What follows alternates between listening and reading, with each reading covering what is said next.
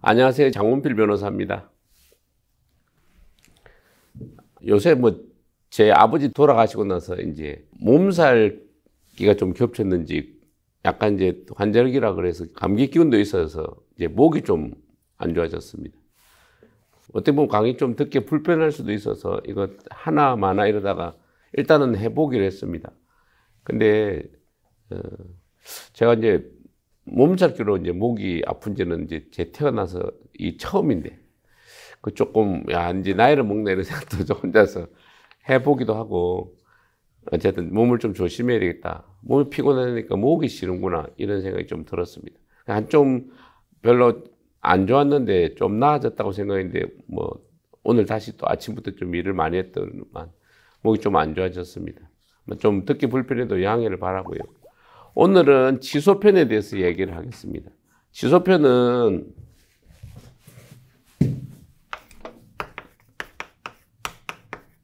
큰 목차가 알고 보면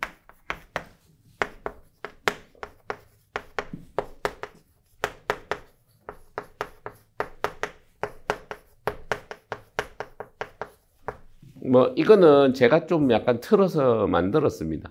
우리 다른 교재나 이렇게 보면 민법전 내용에 맞춰서 쭉 설명을 해놨는데 그 내용을 좀 틀어서 우리가 지금 민법전 이래 보시면 치소편이 140조부터 146조까지 있는데요.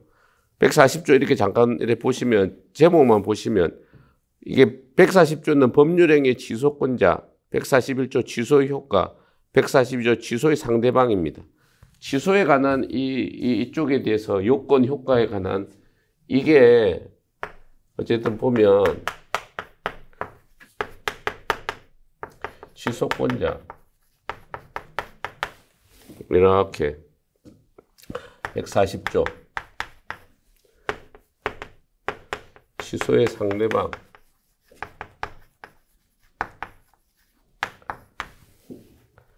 (142조) 취소효과 142조 취소효과 141조 소멸 이렇게 해서 추인 법정 추인 취소권 소멸 추인이 지금 보시면 추인 이렇게 해서 추인의 방법 효과 이렇게 해서 143조부터 144조 법정 추인이 145조 취소권 소멸이 146조 우리 민법은 독일법이라 그랬죠. 독일법의 판택된 체계입니다. 성문법주의라는 거예요. 성문법주의라는 것은 법을 성문화시켜 놨습니다. 그래서 법이 법전으로 되어 있는 것이 해석의 제1번입니다.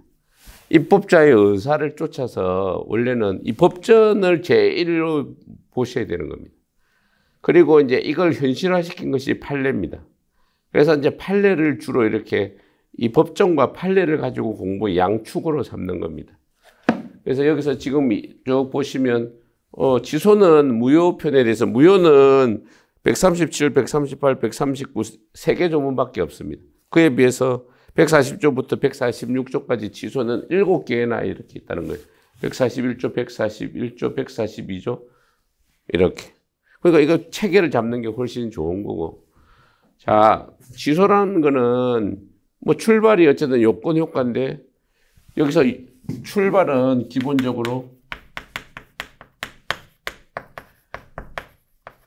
이 무효편에 할 때 좀 설명을 이렇게 드렸는데요. 취소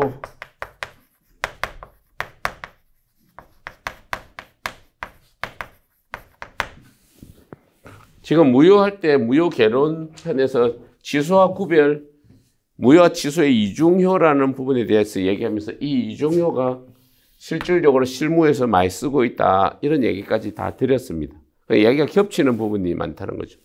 어쨌든 이거에 관한 판례 부분이 이제 중요한 것이고 취소라는 것은 어떻게 보면 취소권자가 취소를 할 수 있는 대상을 상대로 취소하는 거죠. 취소. 취소라는 것은 소급적으로 무효를 시킨다 이 말이에요. 계약이 유효하게 성립된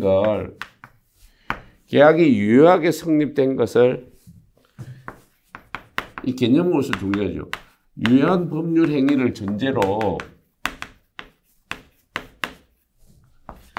성립상의 하자를 이유로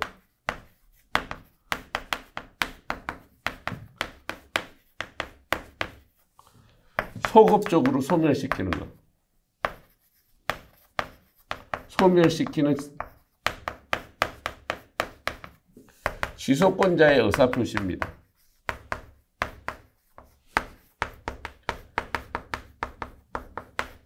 민법을 참 많이 읽고 공부를 했는데 돌아서면 민법을 잘 모르겠다. 특히 다른 과목이나 시간이 좀 지나서 돌아봤을 때 기억이 잘 안 난다. 이렇게 하면 제일 중요한 게 뭐냐면 이 개념이 잘 정립이 안 된 겁니다. 수학에 있어서 제일 중요한 게 개념을 잡는 겁니다. 그리고 그 틀을 잡는 것, 그것이 두 가지고. 어쨌든 개념이라는 것은 문제의 소재라고 하죠. 그래서 이게 뭐에서 문제가 된다는 걸 이해하는 게 제일로 중요한 겁니다. 취소란 건 어떤 행위가, 법률 행위가 유효하게 되어 있는데 이게 처음에 유효하게 성립된 걸 성립상의 문제, 고장이 나 있는 걸 이유로 계약을 소급적으로 소멸을 시키는 당사자의 의사표시인데 취소권을 가진 사람이 하는 거다. 이걸 이제 뭐 조합시켜 놓고 이제 이해를 해 가는 거죠. 그럼 여기서 이제 제일 중요한 게 원인은 뭐겠어요?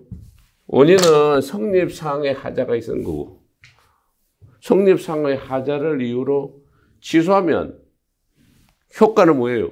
유효한 법률 행위가 소급적으로 무효가 된다. 그게 효과예요. 요건 효과가 이렇게 딱 큰 틀이 딱 나오는 겁니다. 공부의 큰 목차는 그랬죠. 문제 소재의 두 번째 요건 효과. 그러니까 이제 기본적인 내용이 오늘 할 만한 이 숲을 잡는 게 왜 중요하냐. 기억이 우선 이렇게 먼저 나야 됩니다. 이게 법정 추인에 여기 지금 6가지가 이렇게 쭉 있는데 이 6가지가 자꾸 생각나면 공부가 틀린 겁니다. 아니 이게 시험을 1차를 공부할 사람은 공부 방법이 자꾸 시험에 이게 틀릴 만한 이게 애매한 거 이렇게 그걸 자꾸 공부를 할 수밖에 없는데 그거는 공부의 마지막에 하는 겁니다. 마지막에. 시험은 한 달, 일주일 놔놓고 막판에 틀릴 만한 문제를 추려서 그걸 정리하는 거는 필요한데 처음부터 계속 그렇게 가면 이게 뭔지 개념이 돌아서면 아무것도 모릅니다. 뭐가 중요한지에 대한 훈련이 전혀 안 돼 있는 거죠. 그냥 시험만 그냥 벼락치기 잠깐 하는 그 개념밖에 안 돼요. 그럼 공부가 사실 아까운 거죠. 시간과 노력이. 마지막에 할 거는 마지막에 하는 건데 처음부터 이렇게 해야 될 걸 놓치고 마지막 걸 자꾸 똑같이 하면 그거는 속된 말로 그냥 학원에서 점수를 내주기 위한 벼락치기를 시키는 거에 불과한 거예요. 그건 절대 좋지 않습니다. 공부 방법에서. 그건 잘못된 방법이고. 자, 여기는 어쨌든 이러한 방법으로 취소를 정했는데 우리 민법은 이제 여기서 몇 가지는 이제 이 기본 개념은 이해가 되셨고 무효하고 취소의 구별은 무효편 할 때 되게 얘기를 많이 했죠. 제일 중요한 건 무효와 취소의 효력이라는 것은 무효는 처음부터 무효고 그 효과가 제일 중요한 게 무효는 처음부터 효력이 없는 거고 취소는 유효하게 된 것을 어떤 이유를 가지고 소급적으로 무효를 시킨다는 거예요. 그러니까 효과가 처음에는 유효한데 취소하면 소급해서 무효가 된다. 이게 효과에서 제일 중요한 거고. 그러니까 여기서 또 요건에 있어서는 무효는 법률상 이해관계가 있으면 누구나 무효를 당연히 주장할 수 있는데 여기는 취소할 수 있는 취소권자만 이렇게 할 수 있다는 거예요. 그래서 요건에서 누가 취소권자가 중요하단 말이에요. 누가 할 수 있는지. 그런 거고 이제 기본적으로는 또 그 정도가 기본적으로 제일 중요한 얘기고 이중효라는 개념은 그때 설명했죠. 이게 법률적인 작용하는 국면이 틀리다는 거예요. 이게 미성년자가 사기를 당해서 한다. 그러면 미성년자라는 개념은 제한 능력자이기 때문에 취소를 할 수 있는 거고 또 사기를 당해서 기망을 이유로 취소도 할 수 있으니까 취소의 요건이 두 개가 경합해 있는 이런 상태. 그거는 이게 자연적인 상태를 얘기하는 게 아니고 그 효과란 건 법률적인 작용의 영역이기 때문에 각자를 다 따로 이렇게 인정할 수 있다. 그런 얘기를 이렇게 여기까지 드린 겁니다. 요게 이제 기본적인 내용이고, 우선 이제 여기 의편에서 기본적으로 여기서 해보시죠. 뭐 절대적 무효, 절대적 지소 이렇게 했는데, 절대적 지소, 상대적 지소, 이거는 제가 이제 갖다 붙인 이야기입니다. 강학상에 어쨌든 책에 있는 얘기는 아니고 이해하기 좋으라고 제가 이제 이렇게 이제 목차를 잡다. 지금 목차는 제가 잡은 거니까요. 공부하기 좋게. 우리가 절대적 무효, 상대적 무효 이렇게 하잖아요. 그래서 지소도 알고 보면 맥락이 같은 거니까 맥락이 목차를 비슷하게 가는 게 좋아요. 절대적인 지소라는 것은 제한 능력자, 우리 미성년자 같은 거. 이 경우는 제3자의 선의 제3자 악의 여부를 따지지 않고 지소할 수 있는 거고, 상대적 지소는 선의 제3자를 보호한다는 거예요. 이게 착오 사기 강박의 문제예요.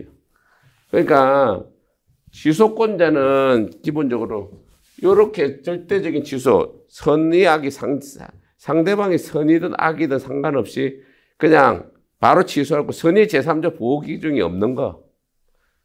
그리고 이제 상대적 지소는 지소할 때 선의 제3자가 있으면 선의 제3자에 대항 못하는 거. 그게 상대적 무효, 절대적 무효잖아요. 똑같다 이 말이에요. 우리가 이제 이런 내용이고, 그 다음에 이제 일부 무효라는 게 있습니다.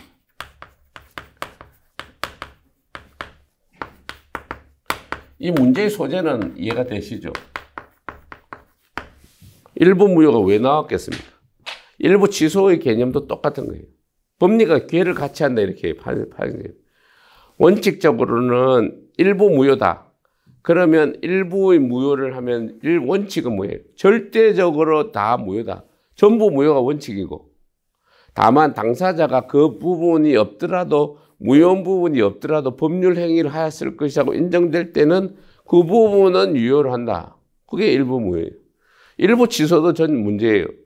이게 통정허위 표시든 반사회적 법률 행위든 행위가 아니고 착오나 사기 강박을 했거나 아니면 미성년자가 법률 행위를 한 경우 취소를 할 수 있는데, 일부 취소를 하면 원칙은 전부 무효. 여기도 이 소재는 기본적으로 이런 취지고, 이게 원칙은 전부 취소할 수 있는데 전부 취소하니까 전부 무효가 되는 거죠. 예외는 그 부분이 없더라도 법률 행위를 하였을 것으로 인정될 때는 예외적으로 일부만 취소한다. 일부 무효 법리가 똑같이 이제 들어오는 거죠. 근데 여기서 그러면 이제 전부 취소 원칙인데 일부 취소가 되는 요건이 뭐냐 하는 거에 있어서 판례가 정한 것은 일체성과 분할성. 전체 법률 행위가 이렇게 있는데 일체적으로 행위가 돼 있고 그 중에 일부만 분할할 수 있는 거고, 당사자의 가정적 의사, 당사자가 이 행위만 했더라도 계약의 취소를, 나머지 부분은 뭐 무효를 하더라도 이 부분의 계약을 인정해가 취소 유효하게 하려고 생각이 있었던 거면 그 부분만 유효하게 하자 이거죠. 가정적 의사라는 것은 이렇게 실체적인 의사가 아니고 이렇게 미루어 보니까 그렇게 생각을 했을 거다. 사회통념이나 거래관념에 비추어서. 그래 이렇게 하는 것이 일부 무효고, 일부 무효에 대해서 지금 판례가 훨씬 많이 늘었습니다. 지금 이게 몇 가지 이렇게 판례가 지금 이렇게 첫 번째 이거죠. 공원휴게소 사건에 보면 공원휴게소를 하려면 그 공원휴게소가 자리 잡은 토지하고 건물 부분만 그 국가에 증여를 하면은, 기부 체납을 하면 공원휴게소가 있는데 공무원이 공원휴게소가 있는 부지 말고 그 옆에 있는 땅 전체를 다 기부하라고 한 겁니다. 그랬을 때 당사자 입장에서는 그러니까 이렇게 공원휴게소 부지 중에서 여기서 사례를 보면 이게 공원휴게소가 있고 땅이 이렇게 돼 있는데 이 땅이 아니고 땅 전체를. 이렇게 했을 때 유효한 거 하고 싶은 거는 뭐예요? 계약 공원휴게소가 있는 건물 부분하고 공원휴게소가 있는 이 부지, 여기까지는 기부 체납하는 게 맞고, 그게 아니고 이게 아무 상관없는 거야. 원래 땅 이거는 굳이 기부 체납 안 해도, 정리 안 해도 되는 거죠. 그리고 이거는 뭐 하고 싶겠어요? 이건 취소시키고 싶고, 이건 유효하게 하고 싶고, 그렇게 한다는 것이 일부 취소라는 거예요. 이거는 취소 안 하고, 이거는 문제가 있더라도 주인을 하는 거 취소 안 하고, 이거는 법률행위를 취소해서 그 부분은 취소, 다 취소했는데, 예를 들면 공원부지 이게 다 잘못됐으니까 다 내놔라 이렇게 했지만 그 의사는 뭐예요? 여기는 취소하고 여기는 유효하게 그대로 놔놓고 취소를 포기하고 싶다. 이거 왜 기부 체납한 거는, 여기 공원휴게소 부지는 내가 이제 기부 체납하면 내가 그걸 이용해서 장사를 할 수 있으니까, 이거는 기부 체납해도 내 장사를 할 수 있으니까 이건 유효를 하고 있고, 요거는 이유 없이 준 거니까 돌려받고 싶고, 그런 경우를 쪼개서 할 수 있으니까, 자, 이게 목적물이 이제 이게 가분적이거나 목적물의 일부를 특정할 수 있고, 그리고 당사자가 이런 부분 알았더라면 요 부분은 취소하고 요 부분은 안 취소할 것이라고 이제 그 가정적 의사에 기초해서 볼 때 그래 인정된다. 그러면 일부 취소를 인정하자는 거예요. 이게 하나고, 자, 두 번째, 이게 지능박약자가, 이 사례들입니다. 판례는 지능박약자가 대출을 이렇게 했어요. 대출을 이제 누구 빌려주고 건저당 계약도 했어요. 자, 이 사례는 어떠냐면, 어떤 사람이, 친구가 지능이 떨어지는 사람한테, 좀 모자라는 사람한테 돈을 빌려줬어요. 그래, 이 노름을 하니까 유흥비로 쓰고 2배 정도, 건저당을 2배로 이렇게 빌려준 돈의 2배만큼 건저당 계약을 체결했는데, 나중에 보고 그 지능 박약한 사람이 계약을 취소를 했습니다. 계약을 취소했는데, 자, 여기서는 좀 다른 국면이, 돈을 빌려주는 소비대차 계약도 있고, 또 하나는 건저당 계약이 있는데, 이게 구분해서 가는 게 아니고, 이게 똑같이 일부 취소가 아니고, 그 지능박약자의 계약 취소, 기망을 이유한 취소는 여기에도 미치고 여기에도 미치니까 쪼갤 수 있는 게 아니고 한꺼번에 다 취소시켜라, 이겁니다. 일부 취소의 약간의 다른 측면입니다. 원칙에 해당하는.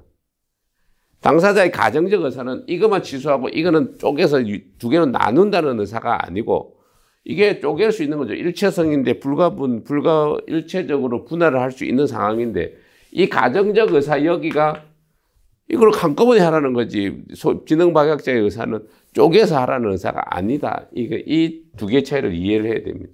이게 원칙이냐 예외냐의 문제예요. 세 번째는 연대보증을 했는데, 친구가 주채무자가 이제 친구가 속여가지고 연대보증을 했어요. 연대보증을 했는데, 연대보증한 금액에 내가 1억 원을 3억을 연대보증을 했는데, 친구가 어려우니까 나는 1억 정도는 할 생각을 하고 있었을 경우, 당사자의 가정적 의사, 자, 3억이 계약은 일체적으로 이렇게 분할할 수 있는 금액인데, 당사자의 가정적 의사가 가만히 보니까 3억은 못해도 1억까지는 좀 어려우니까 도와주려고 한 생각이 보인다. 그러면 뭐예요? 이 3억 중에서 2억은 계약이 취소를 하고 1억은 계약을 유효를 하자, 이런 의미예요. 그러니까 이거 맥락은 좀 비슷하죠. 지금 1번하고 3번은 이거는 지금 일체적으로 예외로 이렇게 간 거고, 4번이 이게 좀 중요한 겁니다. 아, 사례가 요새 계약은 자, 이렇게 보세요. 4번 사례를 먼저 이렇게, 임대차 계약을 해서 임차인이 여기서 갑과 을이 임대차 계약을 이렇게 한 상황입니다. 임대차 계약을 해서 임차인한테, 병한테 이게 임대차 계약을 양도를 했어요. 양도를 하는데, 자, 여기서 2가지를 한 거예요. 하나는 임차권 양도를 하고, 또 하나는 권리금 계약을 한 거예요. 임차권을 양도하면서 내가 가지고 있는 이 부동산에 대해서 이제 임차인에 대한 권리금 계약을 한꺼번에 했는데, 자, 계약을 기망을 이유로 이 병이 임대차 계약을 취소할 때 하나만 할 수 있느냐, 두 개를 한꺼번에 해야 되느냐 하는 문제가 있었어요. 임차권 양도하고 권리금 계약 이 두 개 중에 이게 따로서 일체적으로 두 개가 일체로 돌아가는데, 분할할 수 있는 이 상황에서 당사자의 의사는 뭐냐? 이게 권리금 계약은 두 개를 떼어내서 이렇게 해서 권리 계약이 유효, 임차권은 계약은 취소, 권리금 계약은 취소, 임차권 양도는 유효, 이렇게 하려는 게 아니고 한꺼번에 할 의사였다는 거예요. 이 가정적 의사가. 그러니까 지금 2번하고 4번은 이게 한꺼번에 하는 원칙으로 돌아가서 전부 취소하는 쪽으로 이렇게 가는 거고, 빨간 거 두 개의 사례는 가정적 의사를 보면 두 개를 쪼개는 의사로 볼 수 있는 거고, 그 가정적 의사를 어떻게 해석하느냐에 달린 거예요. 이해가 되시죠? 특히 지금 이게 주목하는 건 권리금 계약하고 임차권 양도 계약은 되게 엄연하게 보면 별개의 계약을 한 거예요. 두 개가. 이해가 되시죠? 소비대차 계약하고 지금 보면 근저당 설정 계약도 마찬가지로 두 개가 엄연히 별도의 계약 두 개를 한 거예요. 근데 이게 판례는 어떻게 보면 사실적 경제적으로 볼 때, 전체적으로 봤을 때 하나의 계약의 연결적인 상황으로 볼 수 있는 상황일 때, 하나의 계약을 체결하는. 그러니까 이게 지금 되게 중요한 거죠. 이게 이 사례를 조금 확장하면 무슨 문제, 이런 겁니다. 이게 수분양자가 이렇게 있을 때, 이게 지금 시행사가 수분양자한테 분양 계약을 해서 아파트든 상가든 오피스텔을 팔았어요. 이렇게 분양을 했는데, 이게 수분양자가 지금 돈이 없을 때 이게 은행이 중도금 대출을 이렇게 해요.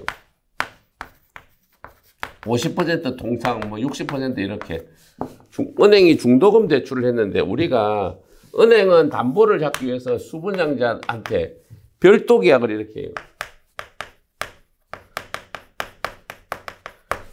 그리고 별도 계약하면서 계약금 넣은 것에 대해서 시행자가 채권 양도를 시켜서 일로 계약금 반환 청구권도 은행으로도 넘기고 온갖 담보를 잡는데, 계약이 뭔가 이유로 인해가지고 이 분양 계약을 해제를 하든지 취소를 하든지 뭔가 다투는 국면이 돼서 수분양자가 시행사에 대해서는 승소를 하는데, 이 은행에 대해서는 별도 계약이 되니까 이 관계가 이게 여기서 승소라도 여기서 계약이 잘 안 받아들여지는 것이라는 게 지금 1심 판결 대부분이 그래요. 근데 알고 보면 수분양자들은 아니 계약이 시행사하고 해서 은행까지 하면 일체적으로 한꺼번에 계약을 했는데, 계약이 취소되거나 해제되면 은행에 대한 채무도 내가 당연히 벗어야 되는 거 아닌가 하는 논리를 일부 무효나 일부 취소해서 가져올 수 있을 거라고 생각하는 거예요. 이게 큰 다툼이 될 거라 봅니다. 지금 큰 쟁점으로. 이 연장선 이해가 되시죠? 당사자가 다르긴 한데 수분양자의 입장에서 수분양자를 보호한다면 이 은행의 입장에서는 당연히 이제 별개의 계약으로 분양 계약이 취소된다 하더라도 이 경우는 계속 유효하다면 결국엔 수분양자가 너무 막대한 피해를 입는 거예요. 그런 상황에 놓이기 때문에 어쨌든 이거 다 중요한 내용입니다. 여기가 이제 일부 무효에 대한 얘기고요. 그 다음에는 이제 이 취소 요건에 대한 얘기입니다. 취소 요건이 지금 아까 보듯이 조문이, 자, 제가 조문을 한번 읽어 드릴게요. 자, 취소. 자, 140조 조항이 법률행위의 취소권자, 취소할 수 있는 법률행위는 무능력자, 옛날에는 하자 있는 의사표시를 한 자, 이렇게 했는데 지금 착오를 이유로 취소하거나 사기 강박을 당한 자는 또 그 대리 승계인이 하나에 취소할 수 있다. 자, 취소권자를 지금 요건이 취소권자가 제한능력자, 옛날 같은 무능력자입니다. 제한능력자, 하자 있는 의사표시를 한 자, 내지는 착오를 일으킨 자, 착오 사기 강박을 당한 경우 지금 미성년자, 제한능력자, 이 경우에 하는 거죠. 그리고 대리인 승계인은 취소를 할 수 있다. 이렇게 되어 있는 겁니다. 그리고 이 취소의 방법은 특별한 제한이 없는데 여기를 조금 이해해야 됩니다. 이거는 취소권자는 지금 140조에서 설명을 해놨죠. 140주에서 제한 능력자, 그 다음에 차고 사기 강박을 당한 자, 그 다음에 대리인, 승계인, 무슨 말인지 이해가 되시죠? 대리인이나 승계인이 할 수 있는 거고, 대리인이라는 건 법정 대리, 임의 대리 이런 거 상관 안 한다는 거고. 자, 방법. 방법은 기본 원칙은 특별한 방법이 없어요. 특별한 방식이 없는데 참고해야 되는 게 이게 조금 이해를 해야 돼요. 자, 갑과 을이 여기 사례를 보면 갑과 을이 매매 계약을 해가지고 했는데 을이 사기를 이렇게 했어요. 사기를 해가지고 갑이 이게 매매를 해가지고 등기가 지금 을한테 넘어와 있어요. 그러니까 이제 여기서 이 방법이라는 것은 매매 계약에서 등기가 넘어갔는데 이게 을이 기망을 해가지고 이렇게 된 상태에서 갑이 뭐냐면 두 가지를 한다고 봐요. 하나, 자, 이게 아예 사기라는 이런 표현을 안 하고, 이 매매 계약이 잘못됐으니까 이거 등기를 말소해라. 예? 등기를 말소하라는 이 원인을 아주 특정을 안 했는데 이걸 전제로 해서 이걸 주장하는 것처럼 보였을 때 이 주장을 한 걸로 인정하느냐? 이 경우는 인정을 하는 거예요. 근데 두 번째, 강박을 이유로 무효 주장을 했는데 강박을 이유로 무효를 이렇게 주장했는데 이 무효 주장 안에 강박을 이유로 한 취소가 포함되어 있느냐 하는 것에 대해서는 인정을 안 했어요. 이거 민사소송법적인 이해를 조금 해야 돼요. 자, 이 이야기를 잠깐만 하면 이 두 번째 여기는 인정 안 했어요. 사법연수원 옛날에 지금 이제 요새 그 기록형 지금 로스쿨에서는 이 재판 실무를 하면 기록형을 하는데 여기서 제일 이게 참고로 중요한 게 뭐냐면 요건사실이라는 걸 정확하게 강조를 많이 하면 요건사실. 이게 해당하는 매매 계약에 있어서 매매 대금 반환을 구하는 요건사실이 뭐냐. 그랬을 때 이 요건사실과 관련해서 여기는 무효를 주장하는 거고 여기서는 얘기하는 무효하고 취소는 완전히 별개의 얘기예요. 아니 위에 거는 사기라는 표현도 안 했는데 인정을 했는데 왜 여기는 강박이라는 얘기를 했는데 무효가 됐든 취소가 됐든 그냥 판단을 받아야 돼. 강박을 이해했으면 알아서 판단을 해야 되는 거지. 왜 이게 무효라고 주장했다고 안 받아들이냐. 무효하고 취소는 이렇게 요건사실이 완전히 다르기 때문에 이쪽은 이런 내용이 안에 포함되어 있다고 이렇게 가정적으로 이렇게 당사자의 어떤 내용은 취소의 원인을 아주 구체적으로 특정을 안 하더라도 전후제 상황을 고려해서 이해할 수 있으면 된다. 이렇게 이해해주고 이거는 요건사실이 다르니까 강박을 이유로 한 무효고 강박을 이유로 한 취소는 완전히 다른. 이거는 의사무능력자. 완전히 의사무능력이 없는 상태로 가 있는 사람을 전제로 한 얘기고 여기는 의사를 제한되어 있는 상태에 놓여 있는 사람들이. 그 내용은 다른 거예요. 이거는 민사소송법적인 구조를 좀 이해해야 좀 이해가 되는 건데 어쨌든 그런 취지로 간다. 이 방법이 이게 이제 중요한 거고. 자, 그 다음에 상대방에 대해서는 법이 이렇게 해놨습니다. 지금 취소의 상대방 142조 취소할 수 있는 범위의 상대방이 확정한 경우에는 취소는 그 상대방에 대한 의사표시로 한다. 취소의 상대방은 취소의 의사표시가 확정된 경우에 있어서 그 상대방입니다. 사례를 또 이런 거예요. 갑을병이 이렇게 했는데 을이 기망을 했다. 이 사람이 기망을 했을 때 갑의 입장에 지금 제3자한테 병이 넘겨와 있는 상태에 누구를 상대로 하느냐? 을을 상대로 하라는 거예요. 취소의 상대방은 거래했을 때 법률 행위를 한 상대방으로 병으로 넘어가 있다면 병에 대해서 돌려달라 이런 게 아니고 을을 상대로 기망을 이유로 취소를 한다는 거예요. 이해가 되시죠? 또 사례 하나를 잠깐 보면 갑이 제3자 병의 기망으로 이렇게 기망을 제3자가 했는데 소유권은 이렇게 넘어가서 을에게 넘어가 있다. 기망은 이 사람이었어요. 근데 취소의 의사표시는 거래 상대방인 을에 대해서 한다는 거예요. 기망 한 사람 상대로 취소하는 게 아니고 거래 상대, 거래 대상인 이 을을 상대로 한다는 것이 이 상대방에 대한 얘기예요. 그게 이제 142조, 141조 지속권자와 상대방, 방법, 상대방에 대한 얘기예요. 그다음 효과. 지금 효과는 원칙은 741조 본문이 적용되죠. 741조는 부당이득 반환이잖아요. 부당이득 반환의 효과로서 이제 이게 받기 전에, 이행하기 전에는 이행할 필요가 없고, 이행한 후면 이행한 것을 반환해야 한다. 뭐 이렇게 기본 원칙을 정해놨어요. 그런데 요 이야기, 그다음 예외. 지금 여기 이제 예외는 지금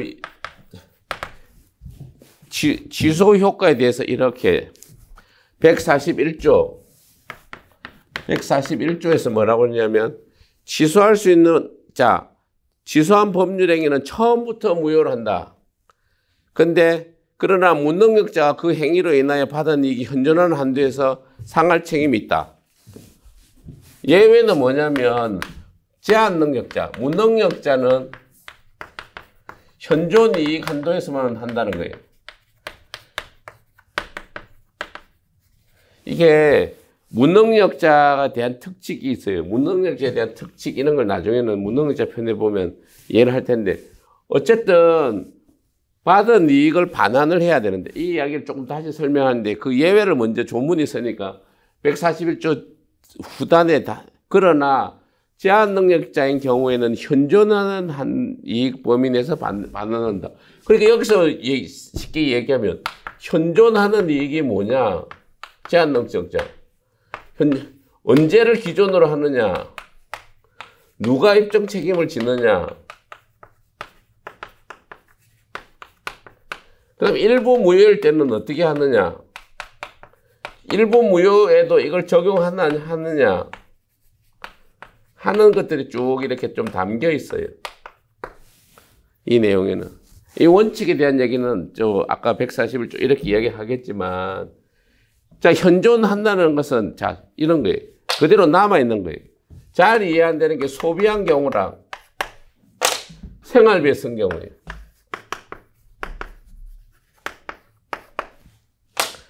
소비 갖다 쓰면은 예를 들어서 100만 원을 받아서 다 생활비로 갖다 써서 그냥 뭐 사가지고 다 날려 먹었어요. 이제 어디 가서 유흥비로 탕진했어요. 100만 원을 사가지고 받아가지고 1억을 받았는데 한 5천만 원을 갖다가 막 어디 놀러 다니고 이렇게 탕진해 버렸어요. 관광 다니고 유흥비로 써버렸어요. 그러면 소비한 경우는 이게 현존하는 게 5천만 원밖에 안 되는 거고, 놀러 간 게 아니고 생활비로 이렇게 막 한 5천만 원을 썼어요. 받아가지고. 그러면 이 생활비는 기존에 써야 될 거를 쓰고 남은 거기 때문에 이건 이익이 현존하는 걸로 봐요. 그래 5천만 원 생활비 쓴 경우는 5천만 원 생활비까지 현존하는 걸 봐서 1억을 다 줘야 되고, 소비하거나 낭비하거나 이렇게 돼가 아니면 돈을 빌려줬는데 못 받았거나 그런 경우에는 그냥 현존하는 것이 없어져 버려요. 안 현존한다 보는 거예요. 돈 갖다 닦아 쓴 거. 그 다음에 갖다 뭐 돈 빌렸는데 못 받은 거. 그거는 날려 먹은 거니까 없다고 치는 거고, 생활비로 쓴 거는 그 생활비에 쓸 돈을 쓴 거, 그거 다른 데 써야 될 돈을 쓴 거니까 요 생활비는 남아있는 걸로 이렇게 본다는 거예요. 좀 어떻게 보면 금방 이해는 안 되지만 취지는 이해가 되죠. 그럼 언제? 이건 취소한 시점에 기준을 한다는 거예요. 취소한 기점을 기준으로 해서 현존하느냐 안 하느냐. 취소했는데 가서 또 막 썼다. 그러면 안 된다 이 말이죠. 취소한 때를 딱 봤을 때 취소 의사표시가 딱 도달할 때 막 생활비로 쓰다가 이거 억울하니까 알고서 소비를 다 닦아 써버렸다. 그러면 취소한 이후에는 안 된다 이 말이고. 누가 입증 책임을 지느냐에 대한 판례는 조금 나뉘었는데, 학설은 이게 쉽게 말하면 미성년자를 더 보호하려면 상대방이 현존 이익이 있다 남았다 이래 입증해야 되고, 이게 균형을 맞춰서 거래 안전을 한다면 미성년자가 현존 이익이 남은 걸 입증해야 되는 거로 볼 수 있는데 우리 판례는 균형을 맞추자. 아예 그냥 선악을 불문하고 현존하는 이익만 한도로 미성년자를 보호해 주는데 현존 이익이 아예 그것 동안 상대방이 하라면 현존이 있는지 없든지 어떻게 알겠느냐. 그래 상대방이. 미성년자가 여기 현존 이익이 요거밖에 안 남았어요 라고 증거를 되게 미성년자가 입증하게 해야 되는 거 아니냐 하는 것이 판례예요. 그리고 계약이 일부 무효인 경우, 일부 무효인 경우 부당이익이 되는데 이게 미성년자가 일부 무효를 하는 경우 이거 어떻게 하느냐에 대한 거예요. 의사무능력자. 지금 의사무능력자가 제한 능력자가 의사무능력 상태인 경우에 이게 현존 이익 한도에서 반환할까 말까 하는 논의가 이렇게 있는 거예요. 이 경우도 이제 판례는 인정을 한다고 봐요.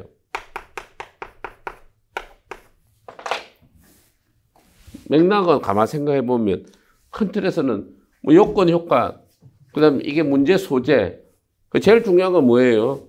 지금 기본적인 논의 중에서 일부 무효에 대한 얘기가 제일로 중요하고 일부 무효는 이런 사례로 원칙과 예외를 과연 어디에 둘 건가 하는 내용이 되게 중요하다. 이게 이제 기본적인 내용이고 뒤에 이제 소멸. 마지막 이제 목차가 여기 요 이야기를 잠깐만 조금 해요. 하기 전에 다음 시간에 아마 할 이야기이긴 한데 지금 여기 효과 이 741조 내용을 자꾸 얘기 많이 하죠. 무효 효과가 지금 741조에 딱 규정을 해놨는데 무효 효과 741조에 점유하는 경우 이 현물 반환을 해야 되는 경우 사례를 제가 아까 설명을 했죠. 점유를 하지 않는 경우 지금 점유를 하는 경우 점유를 하지 않는 경우 이 사례를 그때 한번 가액 반환 사례를 이렇게 봐요.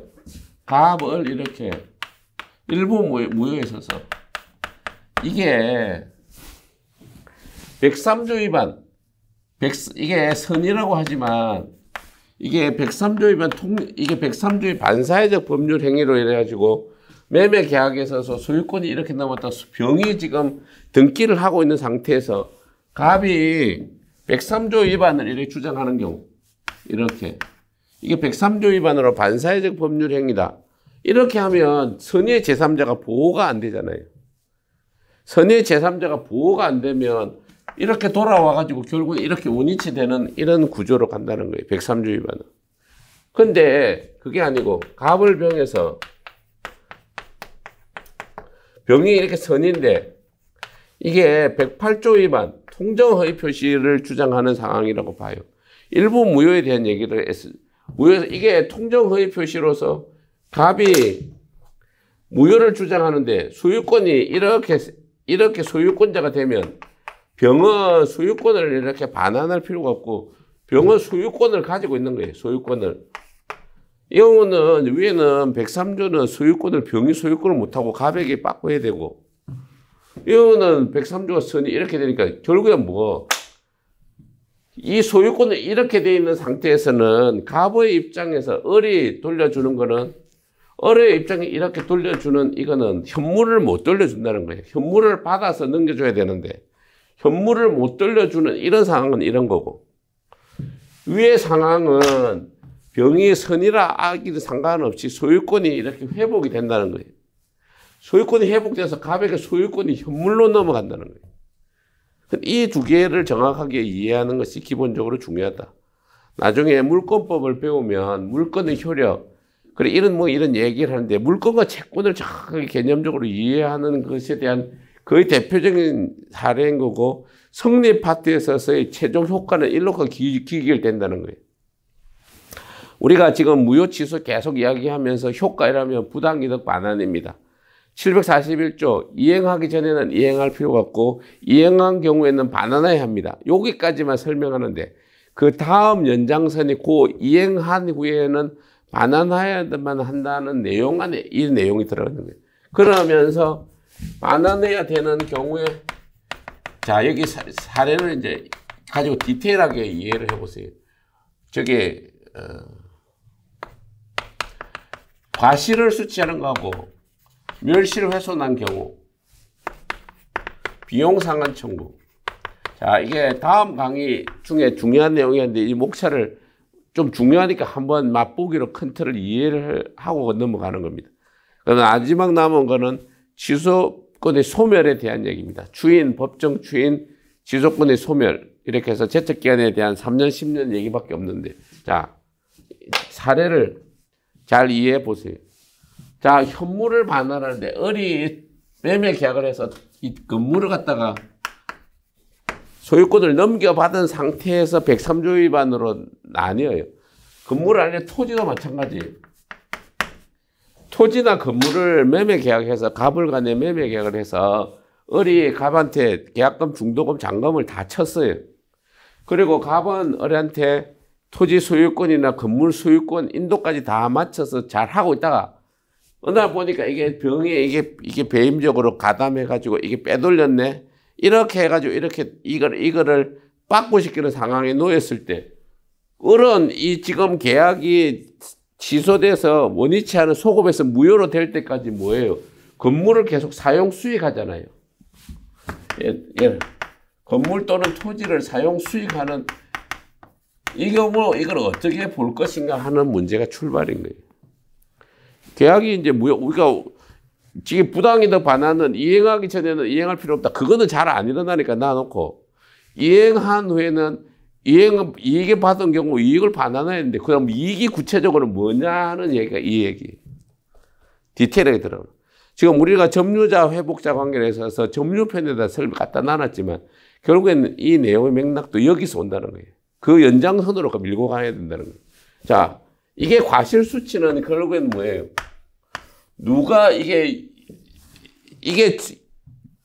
지금 이 매수인이 취득한 이 이득이 부당이득이냐 아니냐의 관점으로 보면 돼요. 과실은 이 과실을 취득하는 게 누가 이득을 가진 게 맞느냐의 문제잖아요. 누가 갖는 게 맞느냐의 문제니까 권리 없는 사람이 가지면 부당이득이고 권리자가 가지면 부당이득이 안 되는 거고. 그리고 이제 이 비용 상환. 이게 여기서는 이 병이 지금 을을 건물을 갖다가 매매 계약에서 사용하는 동안에 수선을 했어요. 그랬을 때 이게 필요비하고 유익비를 이렇게 드렸는데 필요비는 보존에 필요한 비용이고 이거 유익비는 이익을 증가시킨다는 거죠. 계량비라는 거예요. 가치를 증가시키기 위한 비용, 유익비. 그거를 현상을 유지하기 위한 보존 관리를 한 비용, 필요비하고 유익비라는 비용을 투입했는데 이 비용 투입한 게 이게 갑의 입장에서 부당이득이면 을한테 비용을 돌려줘야 되는 거고 부당이득이 아니면 을이 그 비용을 돌려달라고 할 수 없다 이 말이에요. 출발은. 결국엔 부당이득의 관점에서 이게 과실을 갖다가 월 차인 만큼 그만큼 이익을 발생했는데 이걸 누가 갖는 게 정당하느냐 문제. 이 투입된 비용이 발생했을 때 이 비용 투입한 걸 자기가 부담하느냐 소유자한테 부담시키는 게 원래 맞느냐 하는 논의가 이 논의의 출발인 거예요. 그걸 이제 필요비는 누가 부담하고 어떻게 한다. 자, 과실 수치는 이제 좀 더 들어가면 선의의 점유자는 과실을 수치한다. 악의 점유자는 수치한 과실을 반환하여야 하고 손해가 있으면 배상해야 한다. 이래 돼 있어요. 필요비, 유익비에 대해서 이거는 선악을 불문하고, 자, 이거는 선악을 구분해 놓고, 필요비는 선악을 불문하고, 필요비는 반환을 청구할 수 있는 거고, 유익비는 가치가 증가한 경우에 한해서 회복자의 선택, 회복하는 갑의 선택에 따라서 들어간 비용 또는 가치 증가 중에서 선택하여 청구할 수 있다. 법원은 회복자인 갑의 청구가 있는 경우 상당한 기간 그 비용 유익비 상환 청구 기간을 허용할 수 있다. 그런 맥락이 다 누가 부당이득이냐의 점유의 문제예요. 이게 고의 또는 과실로 인해서 멸실훼손된 경우에 멸실훼손된 경우에는 또 어떻게 하느냐 이렇게 해서 이게 좀 나누어서 선의 점유자가 자주 점유인 경우 이 경우는 선의가 아니고 악이거나 타조 점유인 경우는 이게 막판에는 시험용을 외우는데 막판에 시험용을 외우는데 이게 맥락을 잘 이해해서 이해를 자꾸 쫓아 들어가야 나중에는 안 외워도 좀 이해가 돼요. 그런 분들이 어느 정도 시험에서 요구되는 건 막판에 막 외워서 벼락치기로 하는 게 아니고 이해를 다 하고 마지막에는 틀리지 않게 체크를 하는 게 중요하거든요. 두 개가 다 중요한데 90%는 이해를 해야 돼. 여기는 왜 자조점륜, 선의점륜인데 자조점륜한 걸 넣어놨을까를 이해해야 된다 이 말이에요. 여기는 선악을 구분하고 필요비 상한 여기는 선악을 불문하고 여기 맥락이 왜 이렇게 하나는 선악을 불문하는데 위에 거는 선악을 이렇게 나눠서 과실을 수치하고 비용 상한 청구는 선악을 불문하고 멸실 횟수인 경우는 왜 자주점유라는 것까지 요건을 해서 선의 자주점유자는 게 어떻게 하고 선의가 아니고 악의인 경우 또는 악이 자주점유가 아닌 타주점유인 경우는 어떻게 다 악의로 보고 왜 여기는 자주점유라는 것까지 더 넣어서 멸실 훼손 경우 책임을 자꾸 좁혔느냐 넓혔느냐에 대한 입법자의 의도를 잘 연구하고 고민해야 된다 이 말입니다. 이해가 되죠? 그게 이제 다음 시간에 이제 201조, 203조까지 나아가기로 했어요. 강의는 연장선에서 이걸 잘 이해하는 것이 중요하고 자, 이 경우 소유권자가 이제 이렇게 넘어와서 점유를 이런 과실 수치를 못하는 이 상황에 자기가 왜 병이 소유권 일로 넘어가시니까 자기가 과실 수치할 게 없죠. 아파트는 벌써 토지는 병한테 가버렸으니까 과실 수치할 게 없고 비용도 여기서 이제 비용을 들이든지 말든지 할 거니까 훼손되는 것도 여기 병이 하는 거니까. 그러니까 이 지금 멸실 훼손에 대한 이 위에 윗단의 논의가 이 가액배상에서는 안 들어오는구나. 그리고 여기서는 이제 나누어서 선의인 경우, 얼마 악의인 경우, 어떻게 이렇게. 그래서 선의인 경우에는 현존이익 한도에서 반환해야 한다. 악의인 경우에는 받은 날로부터 이자를 가산하여 지급하여야 하고 손해가 있으면 배상해야 한다. 그런 취지가 이렇게 맥락이 이 얘기들은 점유하고 있는 걸 전제로 하는데 맥락이고 이게 점유가 안 되는 경우에는 범위를 미성년자의 부당이득 반환 범위에는 선악을 불문하고 현존이익 한도에서 배상을 하는데 저기 점유자 가액 반환할 때는 선의의 점유자는만 한해서 가액 현존이익 한도에서 반환하네. 두 개 틀리죠. 현존이익 선악을 불면 여기 선의만 현존이익 한도에서 하네. 악인 경우에는 받은 날부터 이자를 가산해 지급하고 그다음 손해가 있으면 배상해야 되네. 이 경우 이제 선악이 이렇게 다르네. 점유자 회복자에 지금 점유하고 있는 걸 전제로 할 때는 선의악이 나누기도 하고 선의에다가 자주를 넣기도 하고 그게 나중에는 점유취득시효에 가보면 자주평온 공연한 자주라는 말이 또 등장한다고요. 그러면 왜 이렇게 자주를 더 좁게 작게 이렇게 엄격하게 해서 이 권난자를 보호할 제한을 선의 자주자만 보호한다는 거예요. 그러니까 그게 입법의 정책이에요. 입법의 정책. 논리 기결인 경우가 있지만 많은 경우는 입법자가 이렇게 정했다 이렇게 이해를 하셔야 돼요. 이게 우선 이제 중요한 거고. 자, 요거 잠깐 지웁시다. 목차만. 마지막에 이제 지속권 소멸만 하면 소멸표는 3개로 구성되어 있습니다. 주인, 취소할 수 있는 행위의 주인, 법정 주인, 지속권 소멸. 그렇죠. 지금 주인에 대해서는 지금 법에서 주인의 방법 이래가지고 143조, 144조, 144조. 자, 추인이란 뭐예요? 추인이란 건 취소하지 않겠다는 의사표시죠. 개념이 뭐예요? 취소하지 않겠다는 의사표시. 취소 안 하겠다. 그리고 인정해 준다는 거잖아요. 지속권의 포기 이렇게 하는 거예요. 그 요건에 대해서는 취소의 원인이 종료한 후에 하는 거예요. 지속권자가 취소의 원인이 종료한 후에 그 오케이 하겠다는 의사표시한 거예요. 그래서 지금 추인에 대해서 지금 취소할 수 있는 법률 행위는 140주의 규정한 자. 자, 여기 주인권자. 주인권자는 취소권자에게 상당하는 경우고, 취소의 원인이 종료한 후에, 취소의 원인이 종료한 후에 하여하고, 주인 후에는 취소하지 못한다. 효과. 주인하면 뭐예요? 확정적으로 유효가 돼요. 그러면 다시 취소한 후에 주인하고 나면 주인은 유효하게 만드는 거죠. 유효하게 만들고 나서 지가 다시 취소를 못한다. 그러니까 이게 딱 그렇게 조건을 해놓은 거예요. 그리고 144조. 주인은 취소의 원인이 종료한 후에 하지 않으면 안 된다. 법정대내 주인하는 경우는 그러지 아니한다. 취소의 원인이 종료해야 되는데 자기가 나눠서 주인권자인 아까 말한 제한 능력자, 차고 사기 강박을 한 자, 이렇게는 취소의 원인이 종료가 되죠. 그러면 제한 능력자는 성년자가 됐을 때, 취소 사기 강박을 한 경우는 취소의 원인이 종료하거나 사기 강박이 종료한 시점에 취소해야 되는데, 법정 대리인이 한 경우는 그거 안 날로부터 하면 되는 거라 이 말이죠. 설명 이렇게 조문을 갖다가 가지고 맞춰서 가는 거예요. 그러면 효과, 이제 요건, 효과 해서 주인하면 취소권이 포기니까 소급해서 유효하게 된다.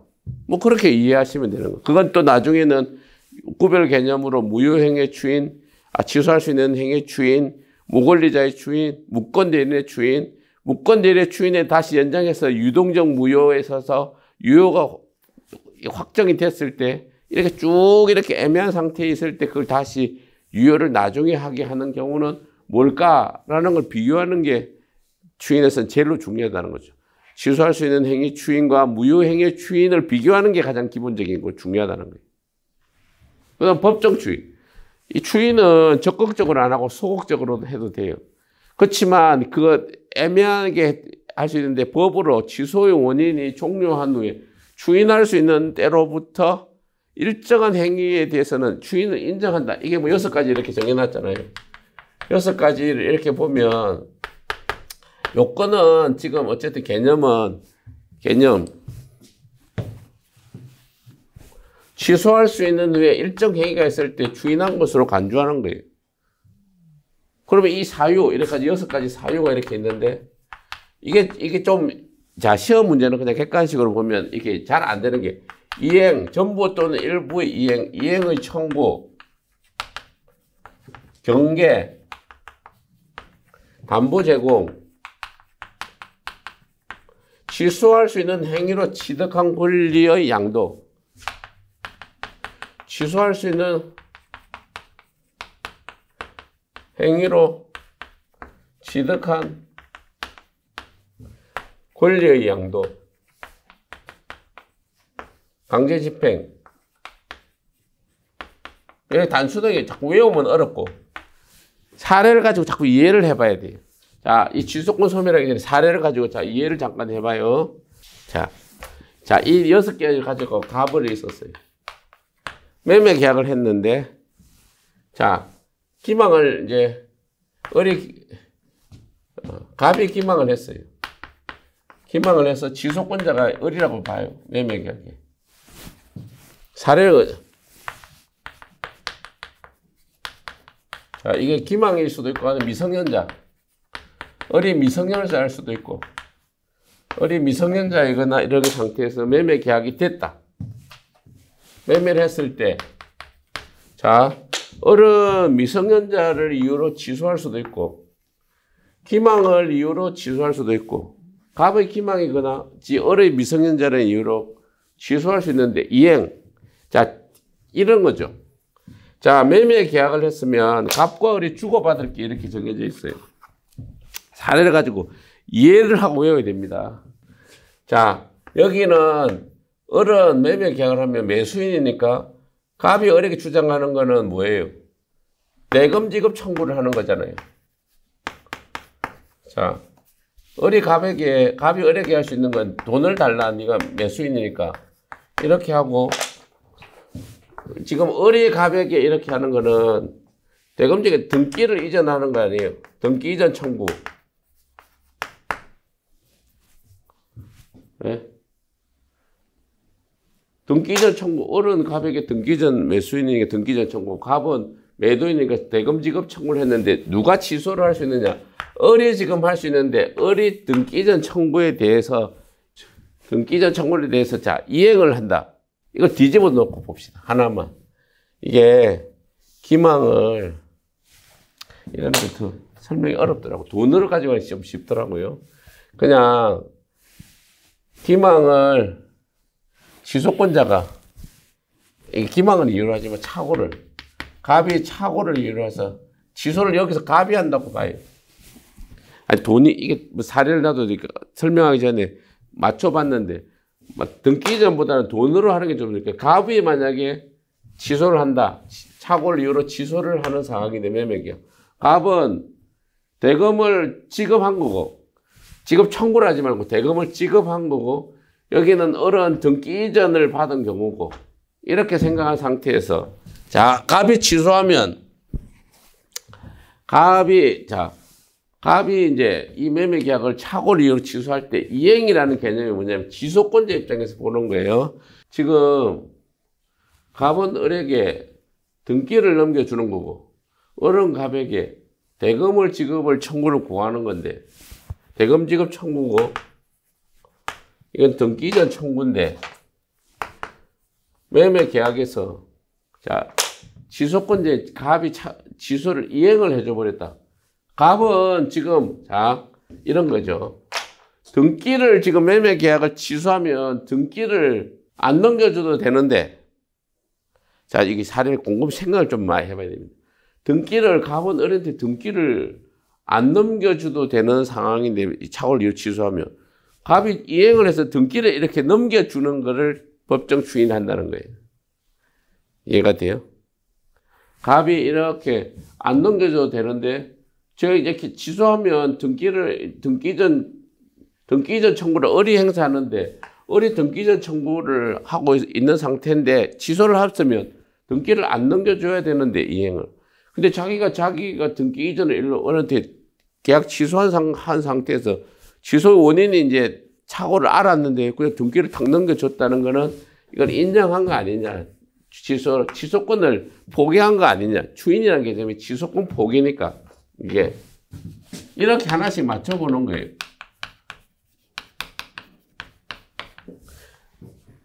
이행의 청구도 마찬가지죠. 자, 달라고 하면 여기서 등기를 이전해주고 이제 그 다음에 돈을 달라고 하는데 계약의 착오 원인을 알았는데 매매 대금을 달라고 청구하는 거예요. 취소할 수 있는 사람이 취소 안 하고 이행해라 하면서 이행을 청구하는 단계 이렇게. 경계란 것은 이 계약을 다 허물고 새로 둘이가 경계란 것은 새로 계약한다 이 말이에요. 계약을 두 개 앞에 계약은 놔놓고 그 계약을 취소시키는 게 아니고 새로 다른 돈으로 이렇게 대금으로 계약하자 뭐 서로 이렇게 새로운 계약을 둘이 합의해서 계약을 체결한 경우 그것도 취소권을 포기한 경우. 담보 제공이라는 건 이런 거예요. 갑이 지금 취소를 할 수 있는데 등기를 이전해 줘야 되는 이걸 담보를 보강을 하는 거예요. 자기가 취소해버리면 되는데 이 줘야 될 등기 이전 채무에 대해서 담보를 더 보강해야 한다는 거는 내가 넘겨주겠다. 취소 안 하겠다는 얘기로 한다는 거예요. 취소할 수 있는 행위로 취득한 권리의 양도란 건 내가 지금 매매 대금 등기를 넘겨주고 대금을 받기로 한 이 채권을 자기가 취소하면 빠꾸시켜줘야 되는데 안 빠꾸시키고 이 사람한테 병한테 이렇게 넘겨버린다. 이거는 취소 안 하겠다는 의사표시 아니냐 이렇게 보는 거예요. 강제집행도 마찬가지예요. 내가 청구할 수 있는 매매 대금 청구 채권을 가지고 나중에 집행으로 나아가는 행위를 한다는 거는 결국에는 내가 취소 안 하겠다는 거 아니냐 이렇게 하는데 여기서 이제 뭐 객관식 같은 경우는 채권자만 할 수 있는 경우가 이 이행의 청구나 취소할 수 있는 행위로부터 취득한 권리를 양도한 경우에 해당한다. 요거는 나중에 곰곰이 생각해 보면 이해가 돼요. 이행을 청구하는 경우는 이 사람이 취소 못하는 사람이 이행 청구한 경우는 아니고 취소 못하는 사람이 자기 권리를 양도한 것 가지고는 취소권 포기가 안 되는 거는 되게 상식적으로 맞는데 요 이행의 제공, 이행의 수령. 자, 이행이란 건 채권자 채무자가 되는 건 이런 경우에 아까 채권자가 매매 대금에서 대금 지급 청구라는 걸 이행을 하거나 아니면 이 사람이 이행의 제공을 수령하는 거예요. 채무자가 한 거를. 채무자가 이행을 제공한 것을 자기가 이행을 하거나 상대방이 한 이행을 수령하는 경우니까 채권자 채무자가 한꺼번에 할 수 있다는 얘기고, 경계란 것은 새로 한꺼번에 당사자 둘이가 계약하는 거니까 새로 한 거고, 담보 제공도 담보를 제공하거나 이 사람이 담보 제공한 걸 수령하는 거예요. 수령. 채무자가 한 거는 상대방이 한 걸 내가 받아주거나 내가 한번 하거나, 그러니까 나는 내가 대금 지급 내가 등기 이전 청구를 보강하기 위해서 담보를 제공하거나 대금 지급 채무를 담보 제공한 걸 갖다가 대금 지급 채무에 대한 보정한 걸 다시 더 담보로 더 수령한 경우는 채권자 채무자가 양쪽이 다 할 수 있다 이 말이에요. 강제 집행의 경우도 상대방이 강제 집행하는 것에 이의를 하지 않는, 내가 강제 집행을 하거나 상대방이 강제 집행에 들어오는 것에 대해서 내가 이의를 하지 않고 가만히 있다는 건 시소권을 포기한 것이다. 이렇게 이해하라는 거예요. 이해가 되죠? 얘가 처음에 잘 안 될 수도 있어요. 저도 이거 한참을 골똘해서 지금 퍼뜩 이해 잘 안 되잖아요. 그러니까 이렇게 사례를 놓고 미성년자가 이렇게 하면 어떻게, 차고는 사기 강박을 했을 때는 이렇게 하면 어떻게 되고 저렇게 어떻게 되고, 채권자가 하거나 채무자가 한 걸 수령하는 경우 어떻게 되고, 그거는 둘이 같이 하는 거고, 상대 혼자서 할 수만 있는 거, 취소권자가 할 수 있는 거는 이행을 청구하거나 취소할 수 있는 행위로부터 취득한 권리를 넘기는 거는 채권자만 밖에 못한다. 그런 구조를 좀 이해하라는 거예요. 취소권의 소멸은 이게 추인할 수 있는 날로부터 3년, 법률 행위를 한 날로부터, 취소권은 이게 시효가 이 제척기간이라고 해서 취소권의 성격은 형성권이잖아요. 이걸 채권을 행사할 수 있는 이 기간이 정해져 있다는 거예요. 너무 무한정하게 내놓으면 법적인 불안정 상태를 만들잖아요. 그걸 막으려고 추인할 수 있는 날로부터, 그래서 146조에 취소권의 소멸, 취소권은 추인할 수 있는 날로부터 3년 내, 법률 행위를 한 날로부터 10년 내 행사해야 한다.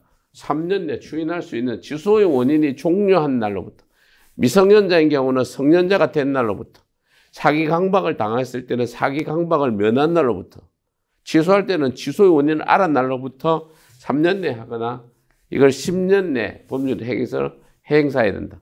자, 이 취소권을 행사하면 효과로서 부당이득 반환 청구권이 생기는데, 자, 아까 취소 효과로서 부당이득 효과가 생기잖아요. 부당이득 반환 청구권은 이 기간 내에 행사해야 되느냐, 별도의 10년의 소멸시효가 되느냐에 대해서 우리 판례는 별도의 10년의 소멸시효가 새로 더 생긴다 이래 보는 거예요. 취소 효과 쓸 때 취소는 이렇게 해야 되고, 요 해가 쓸 때 부당이득 반환 청구라는 것은 그때부터 10년간 일반 채권처럼 행사해야 돼. 그렇게 하자. 요 안으로 하면 너무 짧지 않냐. 부당이득 반환 청구. 그런 의미라는 거예요. 자, 오늘 목이 좀 쉬어가지고 약간 목이 좀 이렇게 잠겨서 뭐 요새 좀 무리하다 보니 그런 것 같은데요. 좀 양해를 바라고, 자, 취소, 무효 이런 주장까지 쭉 다 했습니다. 자, 무효는 이 취소와 구별을 해야 되고, 취소는 무효와 구별하는 것이 가장 중요한 거예요. 특히 일부 취소, 일부 무효를 할 수 있는 그 법리가 새로 어쨌든 판례가 확장하고 있다는 거예요. 그걸 이제 좀 유심히 이렇게 봐야 되고, 옛날에 사법고시 이런 거 할 때 일부 취소, 일부 무효 이런 시험이 나왔습니다. 우리가 지금 돌이켜보면 그게 왜 냈느냐 싶은데, 이런 논의를 잘 어느 정도 이해하고 있느냐를 묻고 싶었던 거예요. 오늘 잘 들어서 감사하고, 그 다음 강의는 아까 지금 맛배기만 보여드렸던 무효 효과에 대해서 점유하는 경우 점유 안 하는 걸 디테일하게 좀 일로 큰 틀에 대해서 개념적으로는 주소 파악을 한 것 같은데, 디테일하게 좀 세부적으로 두 개를 다 할 수 있으면 두 개를 다 할 수 있을 건데, 다 못하면 이제 두 개를 나눠서 할 수도 있고, 이제 좀 오늘 큰 강의를 보여준 건 양이 좀 많아서 그렇습니다. 양이 많으니까 그 강의 전체 사항을 좀 들어보시고 이제 한번 정리하는 쪽으로, 두 개를 이제 점유한 경우, 점유하지 않는 경우로 나누어서 한번 살펴보면, 무효 취소에 대한 내용은 거의 다 끝난 거. 이제 나머지 성립 파트에서는 매도인의 담보 책임이라는 그 특칙을 어떻게 또 이거 엮여서 같이 보느냐. 하는 그런 내용까지 하면 성립 파트는 하고 그다음 이행 파트로 넘어가겠습니다. 잘 들어주셔서 감사합니다.